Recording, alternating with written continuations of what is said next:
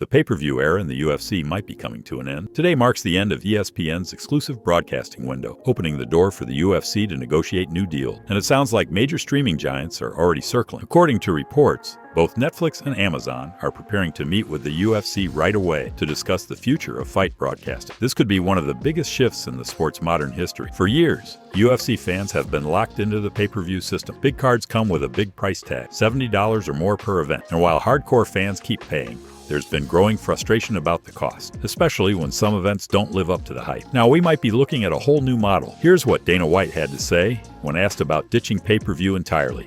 There's been a lot of speculation. Do you foresee pay-per-view sticking around, or are you open to the idea of, maybe one of the platforms stepping up and saying, we'll broadcast them all and do in a way of pay-per-view? We do what the network, what works for the network. What do they want to do? Do they want to just put it on their air? Do they want to do pay-per-view? I don't know. Do they want to put it behind a paywall? We'll get more into that. Tuesday, the window opens and we start talking to other networks. And before we go further, if you're fired up about this potential change, make sure to hit that subscribe button and turn on notifications. You'll get all the latest updates on how this story develops, and trust me, it's just getting started. In other words, everything is on the table. If Netflix or Amazon do land a deal, it could reshape how fans watch fights forever. Imagine logging into Netflix and watching a UFC card with no extra charge, or at most, a slight bump in subscription. That's the future many fans are now hoping for. The MMA community is already sounding off. I am predicting that Netflix eventually gets everything outside of the United States, and in the United States, they will make a bunch of separate deals. Netflix with a reasonable cost increase for every event would be amazing. What about the fighters and their money that they get from PPV points? It's a big part of their payment,